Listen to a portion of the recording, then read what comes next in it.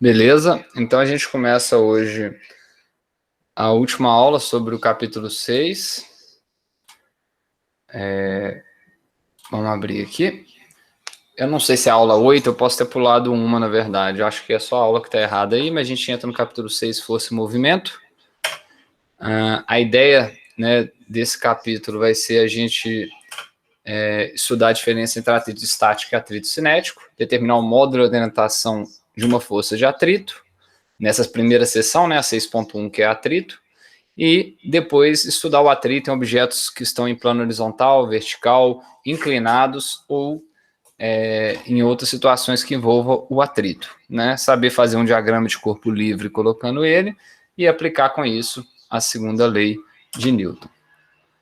Então, as forças de atrito, elas acabam sendo utilizadas o tempo inteiro no nosso cotidiano aí, né? Para levantar objetos, caminhar, ao andar de bicicleta ou automóvel, escrever, apertar parafusos. Entretanto, o atrito ele não é desejado em algumas situações, como, por exemplo, no caso, o atrito das próprias peças, né, no funcionamento de um motor, faz com que a eficiência do motor seja, em boa parte, perdida por causa disso, gerando aquecimento e diminuindo essa eficiência, né? A mesma coisa para patins, ventiladores ou qualquer objeto que você queira que fique em movimento com o menor atrito possível para que haja uma transformação de energia, né?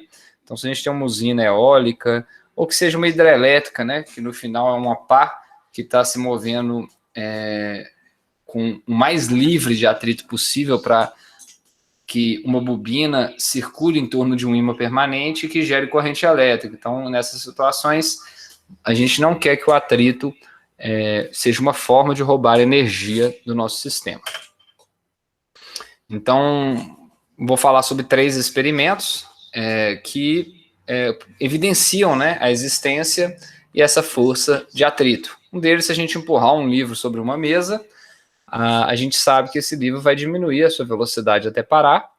Então, podemos entender que existe uma força paralela à superfície e oposta ao movimento que parou ele. Agora, se o livro foi empurrado com uma velocidade constante sobre uma mesa, e essa força foi o suficiente para começar a fazer com que ele inicie o movimento, a gente percebe que essa força tem que se manter, senão o corpo vai parar, né? Para ele não ter aceleração, tem que existir essa força constante e paralela, mas ao mesmo jeito a gente sabe, a gente sente que tem uma força no sentido contrário, que continua sendo essa força de atrito. E, num último exemplo, se a gente empurrar um caixote pesado, né, caso ele não se move, a gente acredita que, à medida que eu estou fazendo uma força para movê-lo, o atrito está respondendo com uma força equivalente.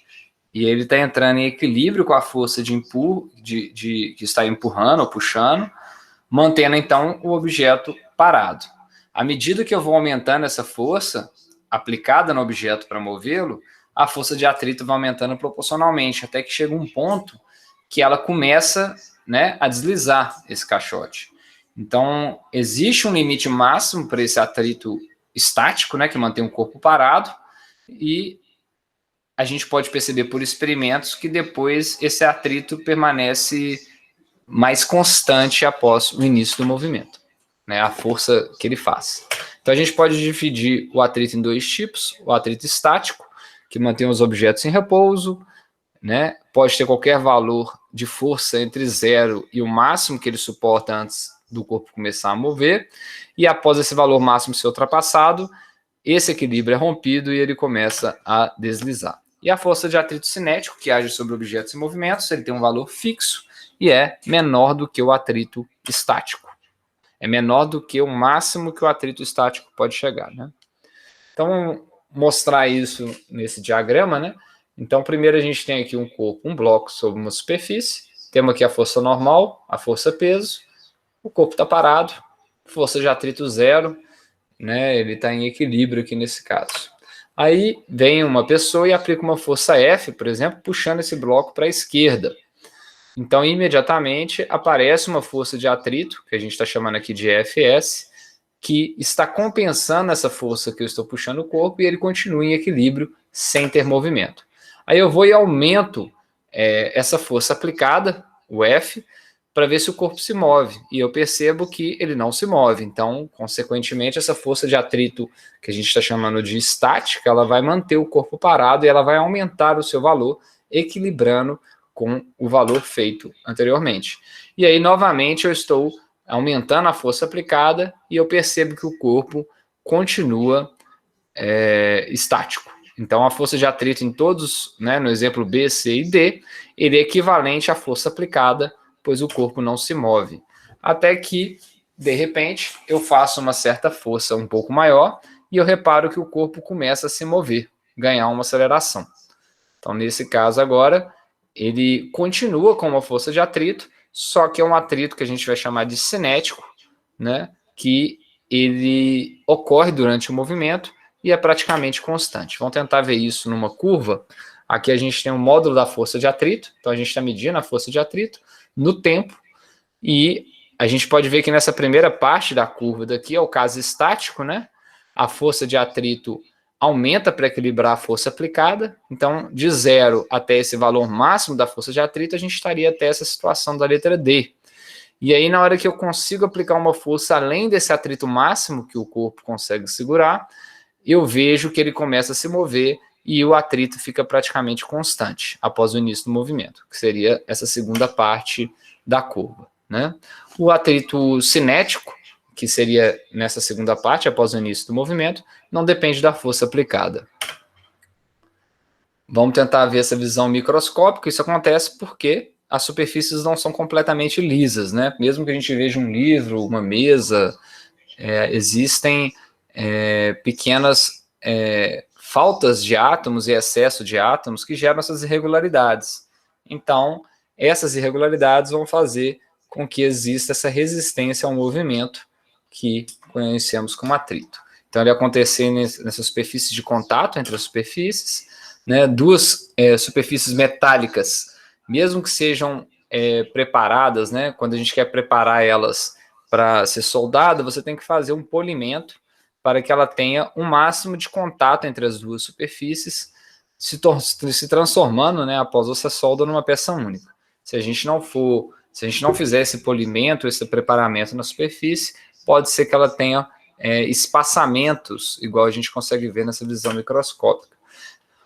E o aumento da força normal ao plano aumenta o atrito, porque o número de pontos de contato aumenta. Ou seja, quanto mais pesado for o corpo, maior vai ser a força normal, e essa força normal acaba aumentando a resistência dessas duas superfícies entre elas, consequentemente aumentando o atrito. O deslizamento intermitente produz um som que pode ser desagradável ou melodioso, né? Após o movimento, muitas vezes, não só uma parte da energia vira energia térmica, que aquece essas superfícies, como muitas vezes pode uma parte se transformar em energia sonora de um ruído, por exemplo. Propriedades do atrito, né? Se o corpo não está se movendo, pelo que a gente viu no diagrama, é porque a força aplicada de atrito está em equilíbrio, com a mesma direção em sentidos opostos, né? Mesmo módulo em sentidos opostos. A gente tem um valor de atrito máximo estático, que ele vai ser dado pelo coeficiente de atrito estático vezes a força normal, o valor da força normal. E esse coeficiente de atrito estático, né? Ele vai ser um número adimensional, porque aqui a gente tem força, é a mesma unidade, né? A gente vai ver ainda como que a gente pode tirar esse coeficiente de atrito estático, por exemplo, de um corpo aplicando, fazendo um experimento com esse corpo num plano inclinado, vendo qual que é o ângulo máximo que esse corpo suporta antes de começar a deslizar. A tangente desse ângulo é diretamente proporcional, né, na verdade, não é diretamente proporcional ao coeficiente de atrito estático, que seria esse ms. Essa equação ela foi feita muito baseada empiricamente em experimentos, né? Então você pega um corpo, pega um dinanômetro, puxa esse corpo, vamos tentar ilustrar isso daqui mais para frente, tá? E você mede esses valores. Eu vou mostrar isso num slide posterior. Outra propriedade do atrito, né, é que após ele sair dessa parte estática, né, esse atrito se diminui para um valor FK, que a gente está chamando aqui, que vai ser correlacionado também com a normal, a mesma normal, só que ele vai entrar um coeficiente de atrito cinético que é, em geral, menor do que... Em geral, não. É sempre menor do que esse coeficiente de atrito estático. Até pelo aquele formato de curva que a gente viu, onde a gente tem um pico no atrito estático máximo e depois ele cai para um valor constante de atrito cinético. Então, esse μk, ele tem que ser menor do que o valor alcançado pelo μ estático alto, tá? E a força normal, a gente já viu isso na aula passada, né? Ela tem a ver com a pressão, né, que uma superfície faz sobre a outra. É uma resposta de uma superfície sobre algum corpo que está em contato com ela. Ambos, né, o coeficiente de atrito estático e cinético, podem ser determinados experimentalmente. O estático eu já expliquei, o cinético poderia ser medido, né, sabendo a força que você puxa e sabendo qual que é a força real que esse corpo está tendo, você consegue identificar qual que é a força de arraste que está impedindo ele de se locomover, essa força de atrito no sentido oposto.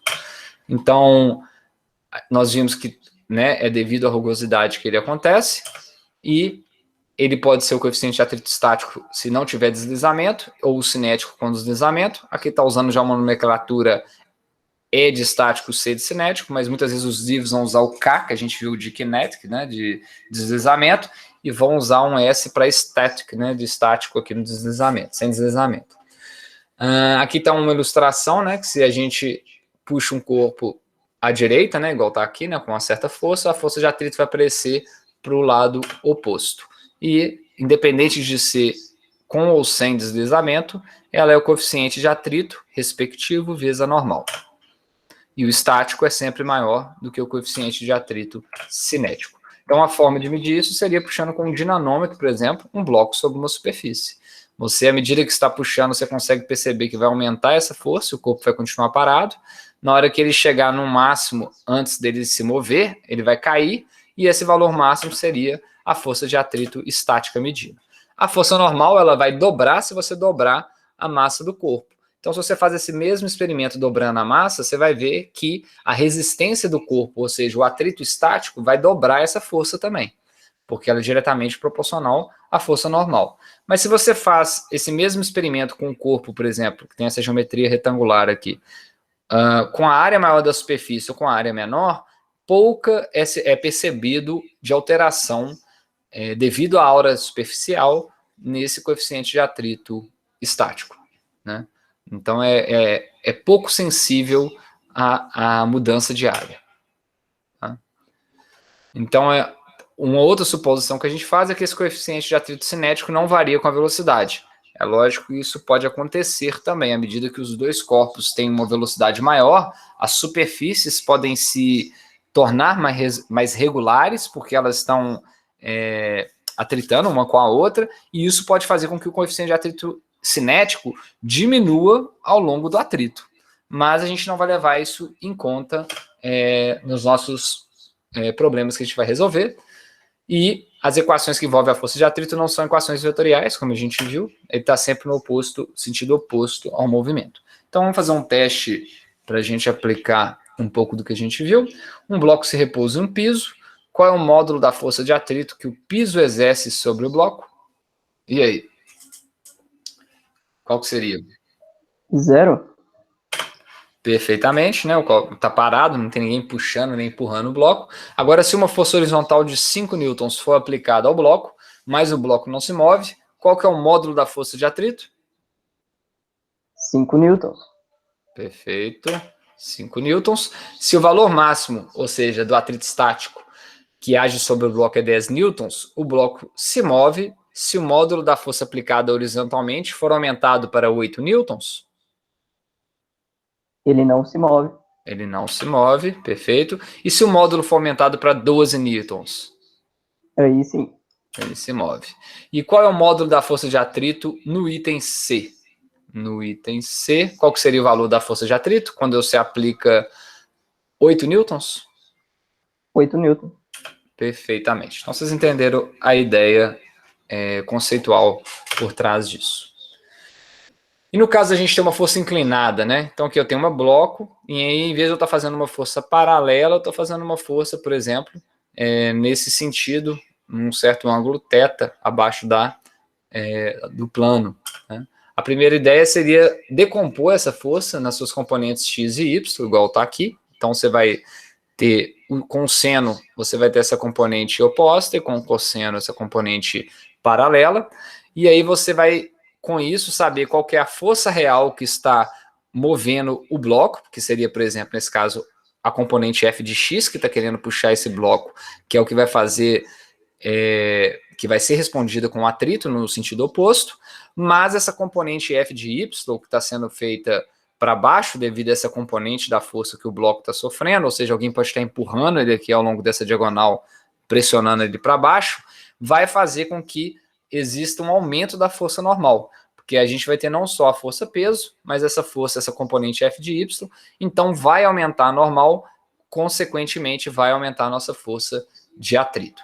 Então a ideia é decompor as componentes, montar o diagrama de corpo livre, né, e tentar, através das equações no eixo y e no eixo x, encontrar as relações para encontrar a força normal e com a força normal encontrar se o corpo está em movimento ou não. Então a gente fecha essa parte do atrito. No final da aula a gente pode fazer algum exercício para tentar aplicar isso, entre eles esse que eu falei com vocês, para determinar qual que é o coeficiente de atrito estático de uma superfície num plano inclinado. Então, indo para o movimento circular uniforme, não sei se vocês repararam, mas a seção pulou da 6.1, que é atrito, para 6.3. Então, a seção 6.2, que seria velocidade de arraste e velocidade terminal, não está não vai ser dado, né, no conteúdo do nosso curso. A gente está vendo 6 capítulos para essa primeira prova, então não dá para a gente explorar completamente todas as sessões, senão ficaria muito até pesado em termos de conteúdo, né? Então, se alguém que tiver interesse em ler a seção 6.2 e que tiver dúvidas comigo, pode ficar livre, mas nós vamos ver somente a seção do atrito e do movimento circular uniforme. Então, a ideia dessa sessão seria a gente aprender a desenhar a trajetória de um corpo que está em movimento circular uniforme, explicar o comportamento da velocidade, aceleração e força durante esse movimento, saber que para esse corpo se manter em movimento circular uniforme tem que ter uma força radial, que é conhecida como força centrípeta, e por último conhecer a relação entre o raio da trajetória que esse corpo descreve durante o movimento circular uniforme e a sua velocidade.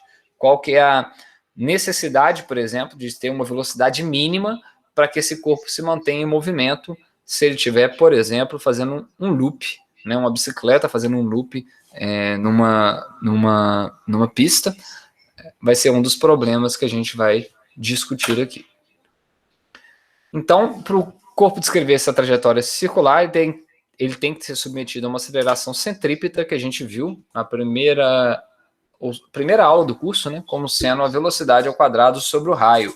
A gente deduziu essa equação através das leis de escala, né? Eu cheguei a explicar para vocês como que seria um experimento, né, que você poderia amarrar uma cordinha numa pedra, girar essa pedrinha, por exemplo, com a mão, e aí aumentar a velocidade, sentir se essa força que você está sentindo na mão aumenta, que seria, obviamente, a aceleração aumenta com a velocidade, que essa força é a força centrípeta, e ela aumentar significa que a aceleração que está mantendo a pedra nessa trajetória aumentou também, e a outra parte do experimento seria variar o raio durante esse movimento, e aí vai ser percebido que ao aumentar o raio, fica mais, diminui essa força. Então a gente chegou a montar com a lei de escala essa equação, que a aceleração centrípeta é dada pela velocidade ao quadrado. Essa velocidade aqui é a velocidade tangencial, tá? Aqui está tangente ao movimento circular, dividido pelo raio do movimento circular. Então, vamos fazer um exemplo aqui para entender. Quando um carro faz uma curva e é acelerado na direção do centro da curva pela força de atrito que o piso exerce sobre os pneus, a inércia faz com que o seu corpo tenda a seguir em frente. Por isso que você sente como se estivesse pressionado contra a lateral do carro. Então, o carro está preso pela força de atrito. Em tese, nós estamos presos no carro pela força de atrito entre o banco e nosso corpo com o cinto, mas como a nossa massa é bem menor do que a do carro também, e a gente consegue sentir o movimento do corpo, né, nos jogando para a lateral do carro durante essa curva. Um segundo exemplo, né? Uma estação espacial que, por exemplo, é mantida através da força gravitacional. Num primeiro momento, como não só a estação, mas todos os astronautas que estão lá dentro estão sob a mesma força, ninguém sente que está tendo essa aceleração, né? Isso é uma outra percepção que a gente teria. Então, essa força centrípeta, né, não é nenhum tipo novo de força, ela leva a mesma equação da segunda lei de Newton, F igual a massa vezes a aceleração, só que a aceleração que é gerada pela força centrípeta é aceleração centrípeta. Então, o que muda é que a nossa aceleração ela vai depender com o quadrado da velocidade tangencial e cair com o raio. Tá? Então, a força centrípeta acelera o corpo e modifica a direção da sua velocidade sem mudar a sua velocidade escalar. Então, a gente chegou a ver que ela, praticamente, ela só serve para ir alterando a direção do vetor velocidade sem alterá-lo em módulo. No caso de um disco de metal na ponta de uma corda, a tração da corda e a força centrípeta são o que mantém o movimento circular. Então, nesse caso que eu também citei, que você está segurando uma cordinha com uma pedra e você está sentindo a tensão dessa cordinha, essa tensão ela é igual à força centrípeta que está mantendo esse movimento circular. Então, aqui no exemplo, né, a gente tem um disco, por exemplo, rodando com uma corda. Se você está segurando essa corda, você está sentindo uma tensão. Essa tensão é a força centrípeta, né, que está atuante. Aqui está a velocidade ao quadrado tangente ao movimento. E aqui o raio da órbita. Então, a força ou a tensão que ele está sofrendo aqui é igual à massa do disco vezes a velocidade tangencial ao quadrado dividido pelo raio da órbita. Obviamente que o disco só vai fazer esse movimento circular devido a essa força que o puxa para o centro a todo momento. E essa força faz alterar a direção da velocidade sem alterar o seu módulo ou tamanho, né? Mais um exemplo agora um pouco para aplicar, né, sobre o movimento circular. Então, como toda criança sabe, a roda gigante é um brinquedo de parque de diversão com assentos montados numa grande roda que gira em torno de um eixo horizontal. Quando você anda de roda gigante com velocidade constante, qual é a direção da sua aceleração e da força normal exercida pelo assento, que está sempre na vertical? Então, você tem um sistema de engrenagem que, apesar de você estar fazendo um movimento circular, você não gira, né? Você não rotaciona. Você translada em movimento circular, mantendo o corpo sempre reto, né? Então, sabendo disso, né? Quando a gente está passando pelo ponto mais alto, né? Qual que seria a direção da aceleração e da força normal exercida pelo assento? Da força normal, por exemplo, que é o mais simples, qual que seria quando a gente está passando pelo ponto mais alto da trajetória? A força normal seria vertical para cima. Exatamente, isso. E qual que seria a direção da aceleração? Seria para o centro da roda gigante? Exatamente. Então a aceleração é para baixo, para o centro da roda gigante, né? Porque ela é sempre para baixo, que é o vetor da força centrípeta, e a força normal vai ser para cima, porque você está sempre ficando na horizontal. E se a gente estiver no ponto mais baixo da roda agora? Então, em vez de estar lá em cima no topo, nós estamos na parte mais baixa, no inverso ao topo ali, né? Qual que seria a aceleração e qual que seria a força normal? A aceleração seria como agora? Acho que seria a mesma coisa, não? Os dois. Não, agora que você está na parte mais baixa, a aceleração vai ser para cima, né? Ela sempre aponta ela sempre aponta para o centro. Muda. Exato. E a força normal também vai ser para cima, porque você continua na mesma posição horizontal. Então ela vai se manter. Na letra C, o módulo da aceleração no ponto mais alto da roda é maior ou menor que no ponto mais baixo. Então aqui a gente viu que ela está apontando sempre para o centro, mas a pergunta seria: no ponto mais alto da roda gigante, ela ganha, ela é maior do que no ponto mais baixo? O que vocês acham?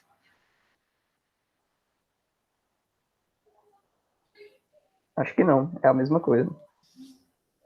Se a gente analisar que no final das contas, né, essa aceleração, mantendo uma velocidade constante, ela só serve para alterar o vetor velocidade, ela não pode se alterar, porque senão ela vai fazer com que o sentido da velocidade não seja uma órbita circular. Então ela tem que ser igual você respondeu. E por último, o módulo da força normal no ponto mais alto da roda gigante é maior ou menor que no ponto mais baixo? Então, na hora que ele está naquela parte mais alta, em relação à parte mais baixa, vocês acham que a força normal vai ser maior ou menor? Na parte mais alta. Acho que também seria igual. A gente tem que analisar que quando você está na parte mais alta, você tem a força centrípeta para baixo e a normal para cima. Perfeito? Uhum. Quando você está na parte mais baixa, você tem a força normal continuando para cima, só que agora a minha força centrípeta, em vez de estar para baixo, está para cima. Ah, sim, sim. Então dá para perceber que quando a sua força centrípeta está para baixo, ela aumenta a força com que o seu corpo pressiona a cadeira, fazendo com que a sua normal aumente. Conseguiu entender? Sim, sim. E É quando como se ele está... fosse a mecânica Isso. do elevador. Exato, exatamente. Então, quando ele está no ponto mais alto, né, no caso da roda gigante, a força normal vai ser maior, porque ela vai ter a força centrípeta puxando o corpo que está na roda gigante para baixo. Se puxa para baixo, aumenta a força na superfície de contato, consequentemente, aumenta a força normal. Então, basicamente, esse seria a ideia intuitiva para resolver um problema quantitativo, né? Então, esse exemplo seria para isso. Então, a gente pega como exemplo, falando nisso, né, a bicicleta descrevendo um loop na vertical. Pela primeira vez que isso aconteceu, eu não anotei a data aqui, né, mas basicamente foi um cara de bicicleta fantasiado de capeta, por isso que chama Diabolo, né, aqui no caso, né? E aí ele pegou uma grande altura e ele conseguiu dar um loop de cabeça para baixo e a primeira vez que isso foi feito, né, surpreendeu a todas as pessoas, porque ele não caiu, né, nesse ponto mais alto da trajetória. E isso depois, hoje em dia, existe o Globo da Morte, né, que as pessoas fazem isso até de moto. Então, a ideia desse problema seria a gente analisar qual que é a velocidade que esse cara tem que ter para ele não cair. Qual que seria a velocidade limite que ele deveria ter aqui, né, a tangencial, para que ele não caia. Então, se a gente fosse fazer o diagrama de corpo livre, né, do homem na bicicleta, né, a gente vê que no ponto mais alto da trajetória, a força normal aponta para baixo, porque ele está em contato com essa superfície, então é no sentido oposto. A força centrípeta aponta para baixo e a força peso também aponta para baixo. Então, a força resultante e a aceleração estão indo em direção ao centro do loop, igual está representado aqui. Então, no alto do loop, o que a gente vai ter quando ele estiver aqui em cima? A gente tem a força normal para baixo, a força peso para baixo, e isso vai ser igual a massa vezes aceleração. Substituindo a aceleração pela aceleração centrípeta, que é a que ele vai ter, a gente chega nessa equação. E aí, o que a gente consegue ver aqui? Na hora que ele estiver na iminência de cair, qual que vai ser a força que vai sumir nessa expressão? O que vocês acham?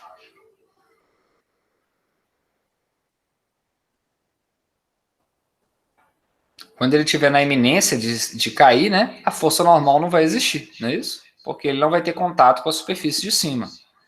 Então, vamos analisar qual que seria a menor velocidade para ele ficar na iminência de cair. Então, a gente pode isolar a velocidade e fazer essa força normal ser igual a zero. Fazendo essa força normal ser igual a zero, a gente corta a massa com a massa e a velocidade vai ser raiz de g vezes r. Colocando o raio, no caso desse loop, que foi de 2,7 metros, ele tem que manter uma velocidade mínima de 5 metros por segundo para não cair, né? Multiplicando aqui por 3,6, isso daqui dá próximo aí, né, de 20 km por hora.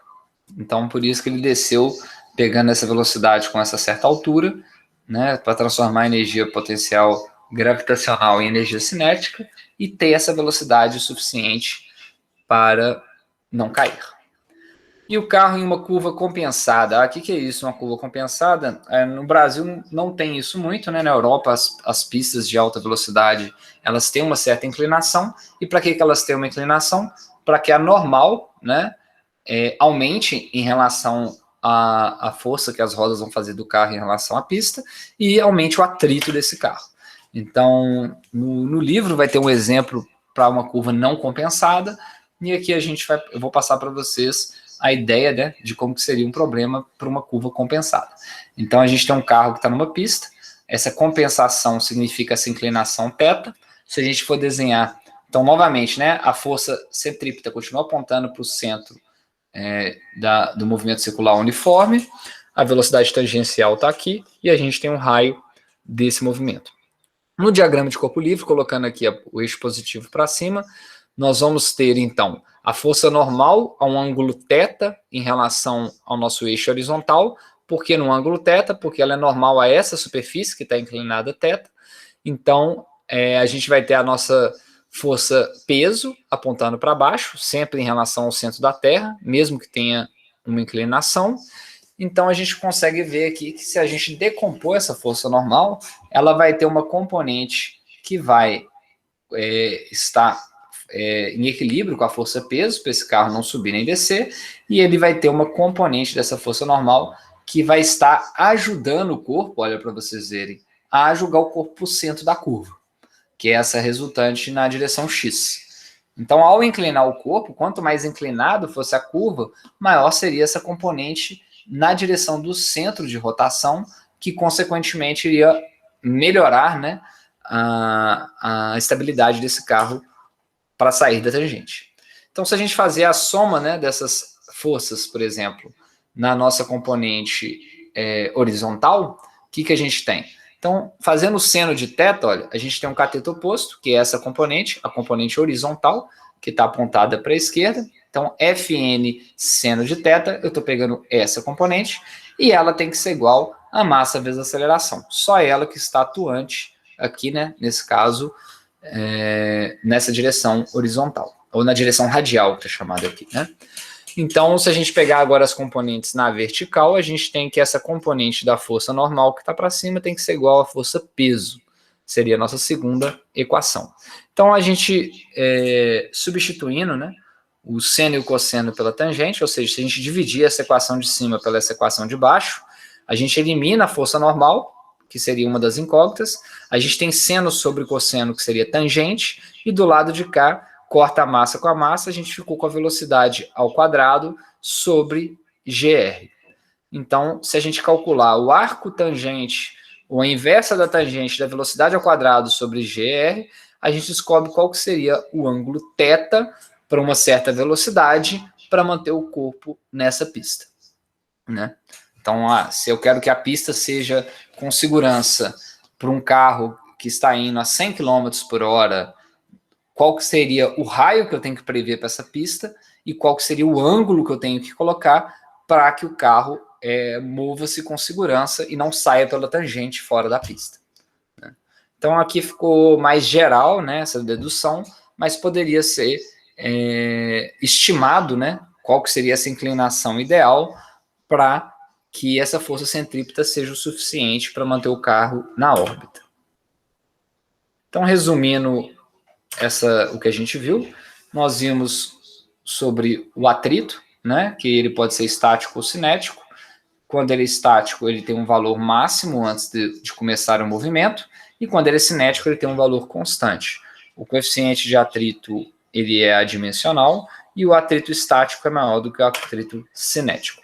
No movimento circular uniforme, a gente viu que a aceleração centrípeta ela é igual à velocidade ao quadrado sobre o raio, velocidade tangencial ao quadrado sobre o raio, e vimos que a força centrípeta que mantém um carro ou um corpo em órbita circular é a massa vezes essa aceleração centrípeta, e sempre aponta para o centro de curvatura desse movimento circular, e ele só serve para trocar a direção da velocidade tangencial sem alterar o seu módulo.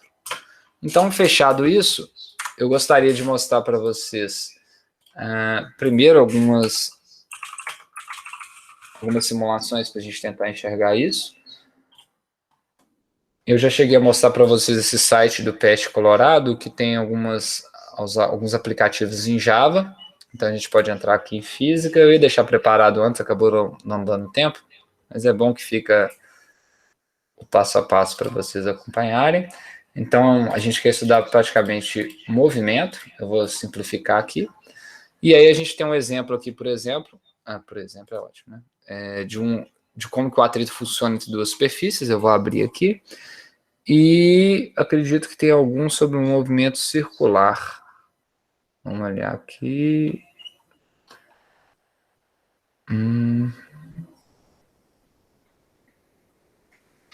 Talvez esse energia na pista do skate não vai ter, gravidade e órbitas. Tá, deixa eu colocar um outro aqui que geralmente tem. Movimento circular Atlas. Que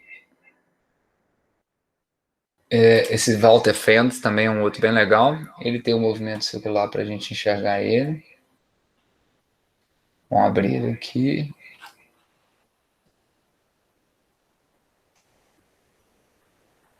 Movimento circular uniforme. Carrossel. E montanha-russa invertida. Perfeito. Então, vamos olhar primeiro a ideia do atrito. Como eu falei com vocês, que tem a ver com a área de contato entre duas superfícies. Então, aqui eu estou pegando um livro de química, atritando contra um livro de química, física e química, né? Então, aqui seria a irregularidade das superfícies, e à medida que a gente faz essa... A gente, obviamente, além de elevar a temperatura, a gente pode fazer com que se torne um pouco mais regular entre essas duas superfícies. Então, era praticamente isso que eu queria mostrar para vocês.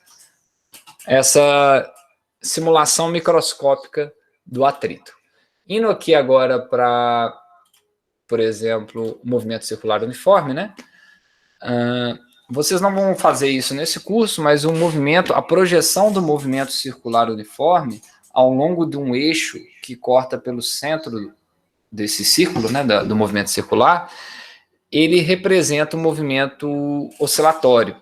Então, aqui vai estar mostrando isso também. Tá? Então, vamos colocar aqui, por exemplo, um raio de 2 metros, período de 5 segundos, para ele dar uma volta completa, e a massa de 1 quilo. A gente pode colocar para a gente ver como que seria cada vetor. Né?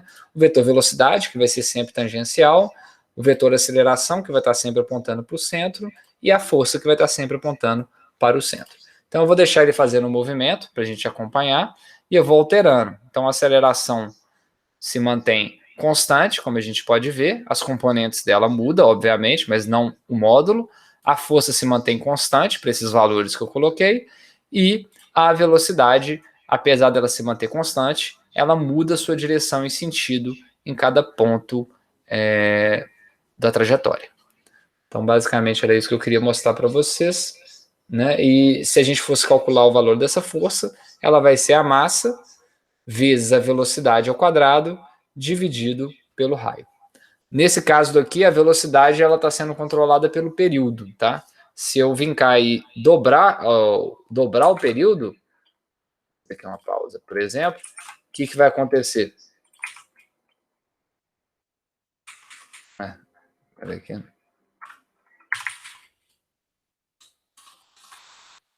Não reset aqui, que eu acho que eu não consigo mexer isso. Então, se eu dobrar, em vez de 5, eu colocar 10, o que eu estou fazendo? Eu estou fazendo ficar mais lento. Então, a velocidade vai cair para metade, possivelmente. Né? Então, está aqui 2,51. Se eu agora faço com o dobro do período, a minha velocidade caiu para 1,26. Tá? Nesse caso, não tá a velocidade diretamente como sendo o controle para esse movimento circular uniforme. Mas existe uma correlação entre o período e a velocidade tangencial. A gente vai ver essa correlação nos últimos capítulos do livro, que é que a velocidade tangencial é igual à velocidade angular vezes o raio, ômega-r. E essa velocidade angular, ela pode ser escrita como 2π sobre o período. Então, ao alterar o período, a gente altera essa velocidade tangencial. Vamos ver alguns outros exemplos aqui. Aqui é um exemplo de um carrossel. A gente pode colocar as forças para a gente entender. Então, tem a força de tensão do fio, a força peso e a força centrípeta que está apontando para o centro de rotação desse carrossel. Né? Então, só para a gente visualizar um pouco maior essa cena. Deixa eu ver se aumentar a massa, ele visualmente aumenta a força.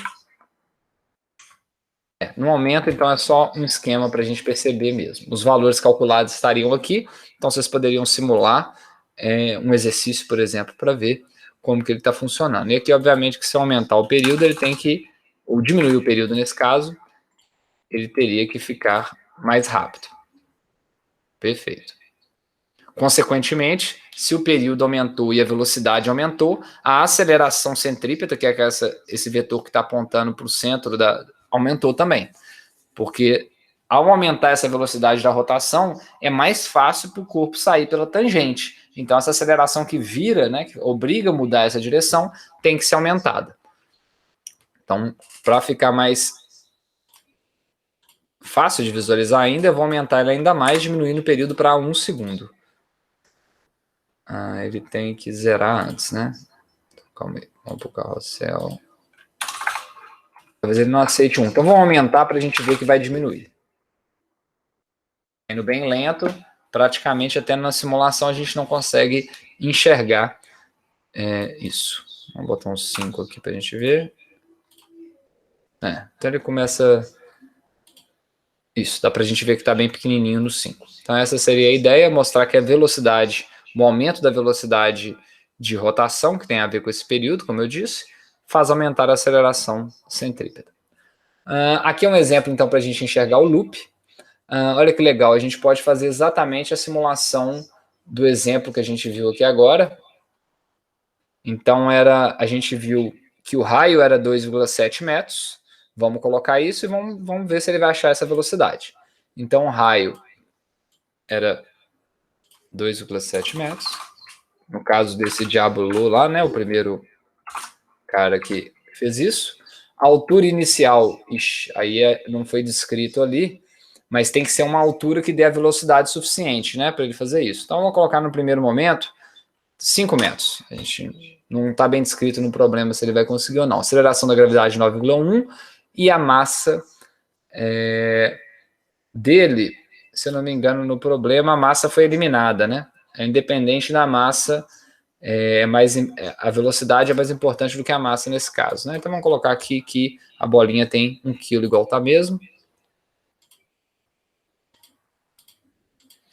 Então, vamos mandar ver. Vamos ver se ele vai conseguir fazer esse movimento ou se ele vai cair. Não conseguiu completar o movimento. Por quê? Porque a velocidade não foi o suficiente, né? Então, vamos aumentar essa altura inicial, que obviamente que ela está correlacionada com a velocidade que ela vai chegar aqui. A altura a gente sabe que é o que? mgh, não é isso? A energia potencial gravitacional. A gente não viu isso, só para ter uma noção. E isso vai ter que ser transformado em meio de mv2, né? Então, vamos colocar aqui uma altura inicial bem maior, talvez 5 metros. Ele não aceita? Ele só aceita uma altura igual... Até engraçado isso. Igual o raio? Ou ele alterou o raio aqui também? Vamos ver aqui, ó. 2,7 e 10. Vamos ver se ele aceita qualquer valor aqui. Não. Ele tem uma limitação nessa simulação dele aqui, né? Eu não sei se ele só aceita a mesma altura do loop.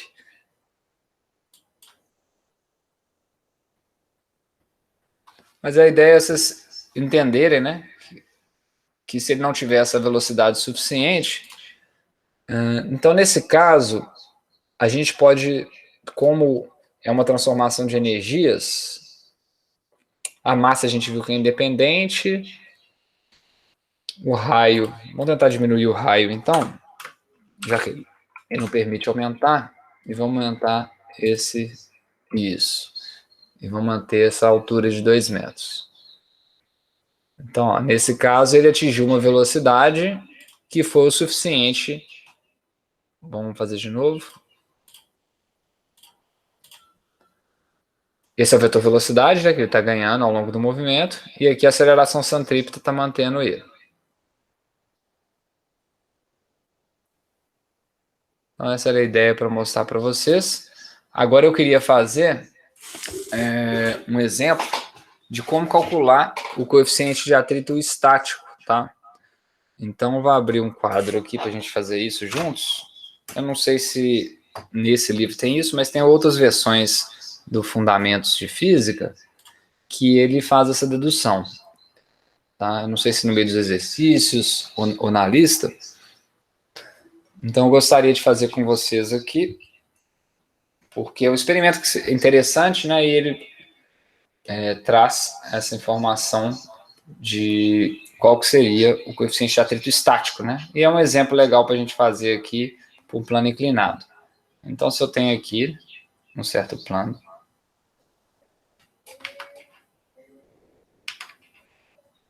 um plano inclinado, e aí eu coloco um objeto em cima dele.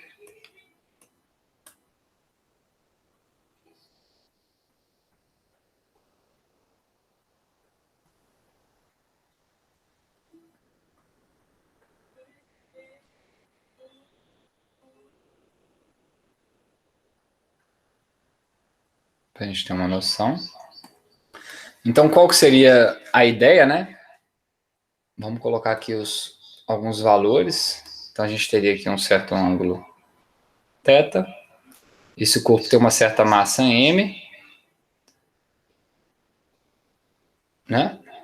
Qual seria se a gente fosse fazer o diagrama de corpo livre desse corpo, né? O que nós teríamos de forças atuantes nele? A força-peso. O que mais? A força de atrito. A força de atrito, não, desculpa, a força normal. Exato. Acho que eu vou chamar ela só de N, porque vai ser mais fácil para mim ficar desenhando isso. E vamos ter também, vamos desenhar aqui também, que eu acho que fica fácil de enxergar. Então, aqui está a nossa normal. Aqui está a força-peso. E a gente vai ter a nossa força de atrito, tá? Porque a ideia do experimento, igual eu falei com vocês, é colocar um corpo que você não conhece o coeficiente de atrito entre essas duas superfícies, e aí a ideia seria você colocar esse corpo nesse experimento, e você alterando, né, essa angulação até o corpo estiver na iminência de deslizar. Quando ele está na iminência de deslizar, a tangente do θ seria o nosso coeficiente de atrito estático. Então, para a gente chegar nessa equação, a gente teria que descrever, faltou colocar a força de atrito aqui, né?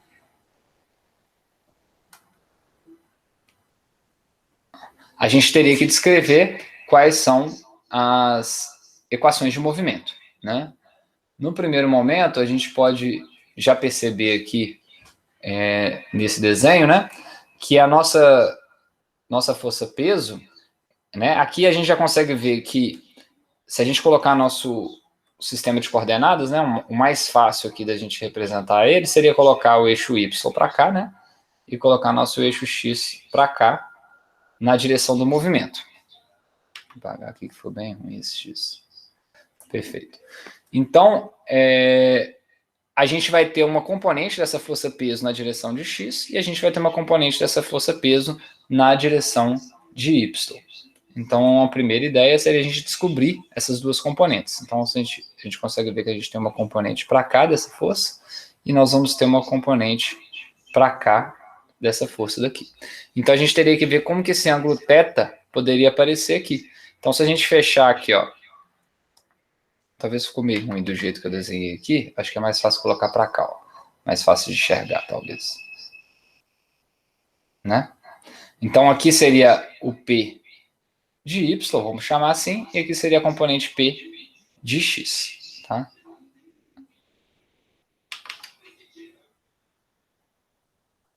Isso. Então, a gente analisando os ângulos aqui, ó. Primeiramente, ó, vamos fechar esse triângulo aqui, ó. Esse triângulo, o nosso peso, né, ele é perpendicular, né, ele está perpendicular a essa superfície de contato.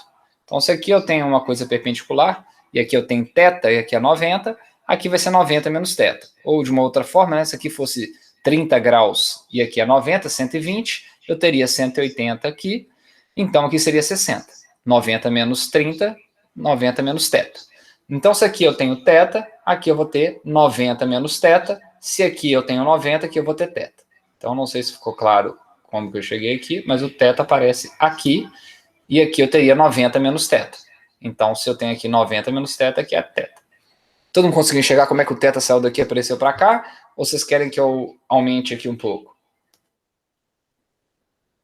Ou deu para ver? Aqui deu para ver, professor. Então, perfeito. Então, a gente consegue calcular quais são as componentes, né? Se a gente pegar aqui seno de θ, por exemplo, só para ilustrar, eu vou ter o cateto oposto sobre a hipotenusa. P de x, né? Lembrando que aqui eu tenho 90 graus entre eles. Então, meu seno de θ vai ser cateto oposto sobre a hipotenusa, então P de x sobre P. E meu cosseno de θ vai ser meu P de y, que é o cateto adjacente, sobre meu P. Logo, eu calculo meu Px como seno P seno θ e meu Py como seno P cosseno θ. Então, agora que a gente tem todas as forças nas direções x e y já decompostas, a gente vai fazer o somatório das forças na direção x, é igual a massa vezes a aceleração em x, e vamos fazer o somatório das forças na direção y, vai ser igual a massa vezes a aceleração na direção y.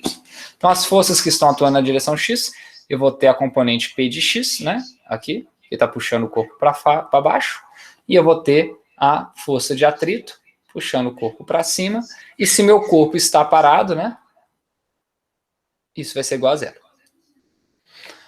Da mesma forma, em y, eu vou ter a minha força normal, apontando para cima, menos a componente y da minha força peso, que está para baixo, e se ele está parado, isso é igual a zero.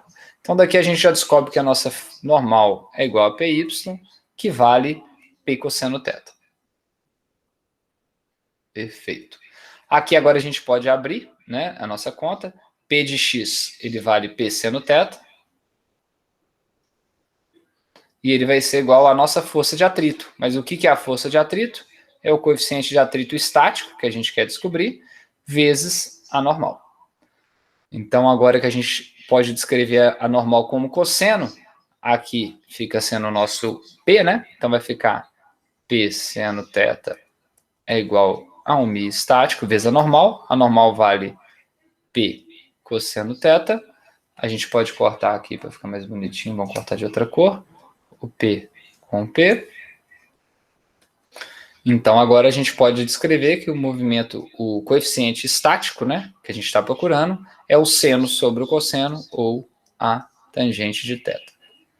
Ou seja, se eu, ao fazer esse experimento, né, de inclinar o meu plano inclinado na iminência, lógico, você percebeu que ele começou a deslizar, então você vai repetir o experimento e vai parar um pouquinho antes. Aí você vai medir esse ângulo θ, e ao fazer a tangente de θ, você descobre qual que é o coeficiente de atrito estático entre essas duas superfícies. Isso parece meio bobo. Eu tenho um colega, por exemplo, que ele chegou a fazer o experimento de misturar cimento com diferentes gramaturas de borracha ralada, né? Então a ideia seria reaproveitar pneu, por exemplo. Então ele fez esferinhas, né? Ele ralou, né? Ele triturou esse pneu em várias gramaturas e misturou em cimento. E fez com esse teste simples, né? Ele tentou com vários objetos com diferentes proporções de gramatura e densidade dentro da massa de cimento, e ele conseguiu achar uma proporção onde o coeficiente de atrito estático aumentava, sem perder muito em dureza, porque ele precisava, construindo assim, né? Hoje já é mais comum a gente ver isso, uns tapetes, né? Que mantém um coeficiente de atrito estático maior, reciclando pneu. Então a gente vê que é bastante importante, é um experimento simples, mas que você pode fazer coisas bastante interessantes com ele. Então basicamente era isso que eu queria passar para vocês hoje. Vocês têm alguma dúvida específica que eu possa resolver? Ou tá tranquilo? Deu para entender a parte do atrito, a parte do movimento circular?